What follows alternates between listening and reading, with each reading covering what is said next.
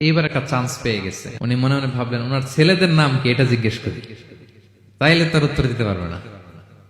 সুন্দর না প্রশ্নটা?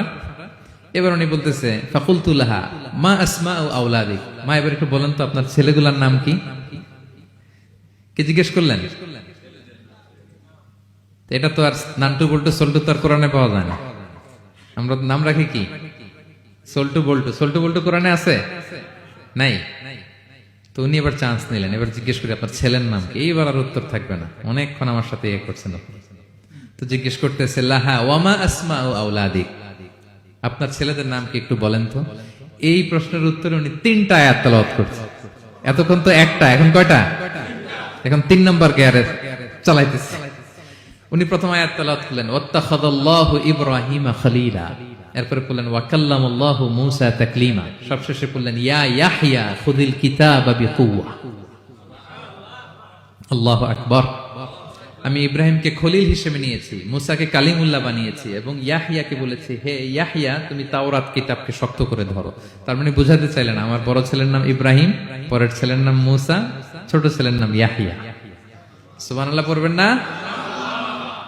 কি নারী ছিলেন, কোরআনের বাইরে যেন যাওয়া না লাগে, কোরআন থেকে ছেলেদের নাম চুজ করে রাখছেন।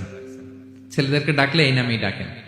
এরপর ছেলেদেরকে ডাকলেন কোরআনের আয়াত পড়ে ফাবআসু আহাদাকুম বিওয়ারিকিকুম হাযিহি ইলাল মাদিনাতি ফালইয়ানজুর আইয়ুহা আসকা তুআমান ফালইয়াতিকুম বিরিজকিম মিন। এটা সূরা কাহাফের একটা আয়াত।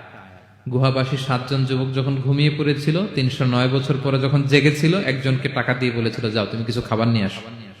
এই আয়াত বুঝাইয়া তিনি ছেলেদের বুঝাইলেন যে মেহমান আসছে, কিছু নিয়ে আসো খাবার, ওনারা খাওয়াইতে হবে। উনি অনেক হেল্প করছে আমাকে। তো ছেলেরা খাবার নিয়ে আসলো। খাবার দেওয়ার পরে মহিলা আবার কোরআনের আয়াত কুলু ওয়াশরাবু হানিআম বিমা আসলাফতুম ফিল আইয়ামিল খালিয়া। এটা আসলে আল্লাহ তাআলা জান্নাতীদেরকে বলবেন। আমরা যখন জান্নাতে ঢুকবো আল্লাহ বলবে কুলু ওয়াশরাবু হানিআম বিমা আসলাফতুম ফিল আইয়ামিল খালিয়া। এই দুনিয়াতে এত জুলুম নির্যাতনের শিকার হয়েছে, এত নেক কাজ করেছো, প্রতিদান হিসেবে আজকে জান্নাতের এই নাজ নেয়ামত ভোগ করো। বৃদ্ধ মহিলা এই আয়াতটা বললেন, তার মানে মরুভূমিতে অনেক কষ্ট করেছেন আপনি আমার জন্য, এখন আপনি আমার পক্ষ থেকে এই হসপিটালিটি, রিসেপশন, এই আপ্যায়ন গ্রহণ করুন। এবার উনি বলতে আরম্ভ করলেন, ছেলেদেরকে বললেন কুলতু আল আনা তুআমাকুম আলাইয়া হারাম, এই ছেলেরা এই খাবার আমার জন্য হারাম, হাত্তা তুখবিরুনি বিআমরিহা, যতক্ষণ না এই মহিলাকে, এর হিস্ট্রি যতক্ষণ না আমারে না বলো। আগে বল এই ভদ্র মহিলা কে, কি তার ঘটনা। যতই দেখছি অবাক হচ্ছি, যতই শুনছি অবাক হচ্ছি, কে সে?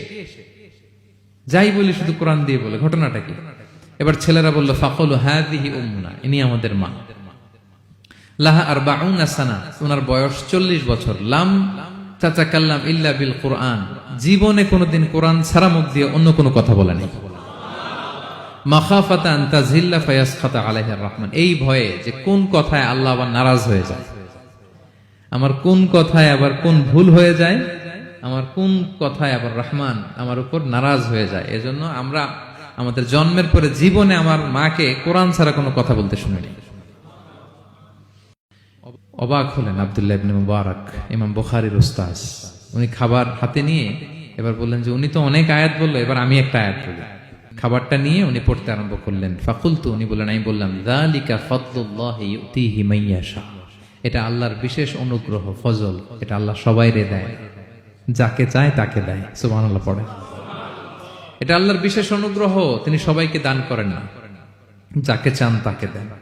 তোমাদের মা অনেক মহিয়সী গরিয়সী একজন মাতা তোমরা পেয়েছো।